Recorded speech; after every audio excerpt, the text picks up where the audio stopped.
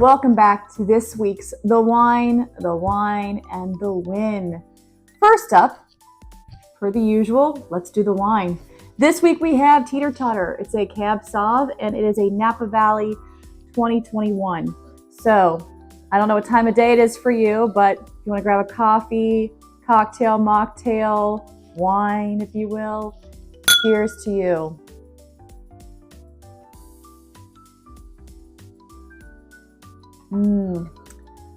Very smooth and balanced and very much needed after a day of new hire onboarding chaos. So with that, shall we dive into this week's The Wine? Let's do. Before we do, you might be curious about this contraption here. This is my handy dandy Coravin. So if you're wanting to ever just have a couple glasses of wine and not open the entire bottle, this helps preserve the bottle for a longer time. And Coravin's not sponsoring this week, but if they'd like to sponsor future weeks, I'm all for it. Here we go, into the wine. This week, you probably have felt this if you were ever a new hire. I know you felt this if you were a trainer, and especially a manager of people. So, how about we talk about all those systems we use? And how do we navigate those systems? And I would challenge that there's probably people sitting there that have been doing this job for 5+ years and are still challenged by the number of systems that are utilized every day. So let's go back to our new hire, Emma, and see how she's handling it, shall we? Do I have a login for Salesforce? My boss sent me an email. Good. Okay, so here's how you'll get that report done. First, you'll need to grab the client details from Salesforce. Okay. Once you've got that, hop into SharePoint. Okay, so how do I do that report? To pull the latest data, just log in there and search by the client's name. Where's SharePoint at?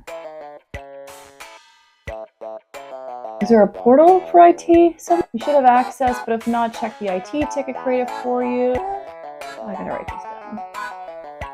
They sent you login info in an email, so maybe search Outlook if you can't find it right away. The team can review it.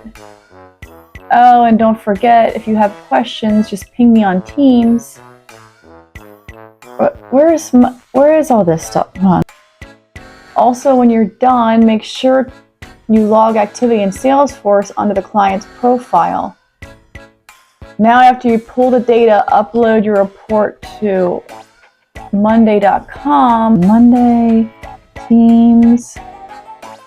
We have Slack too. Wait, Slack's great for chats, but we use Teams for everything internal. Take it step by step, and if anything comes up, I'm here to help. I know it seems like a lot, but trust me, it'll be easy as pie in no time.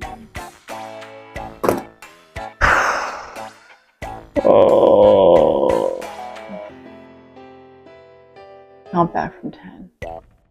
10. 8, 6.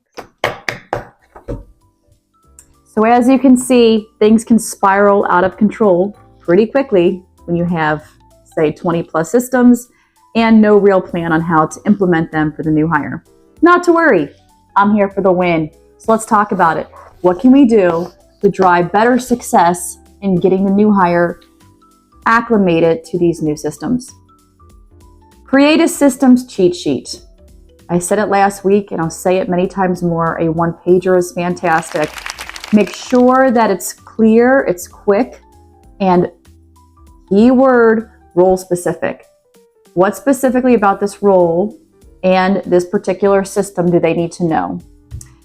The other thing I would recommend, we talked about assigning a buddy, and this is where a buddy can be very useful. They can demonstrate how to use this particular system or systems and give very real world scenarios to demonstrate that as well for the new hire. In turn, they can of course watch the new hire in time to come to make sure that they have a good understanding of the actual system. You want to phase this over time. Don't inundate them with too much at once. I think that goes without saying, but really parse it out in a meaningful way in their 90-day onboarding. And finally, I will just give this as my nice little send-off.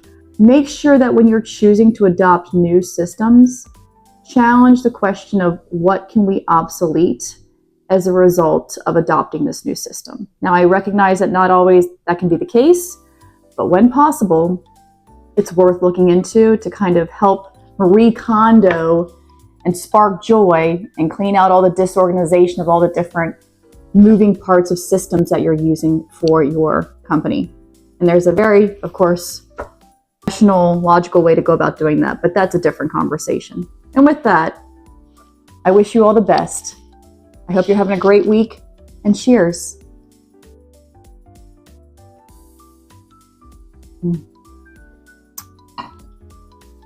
Not a bad job I have.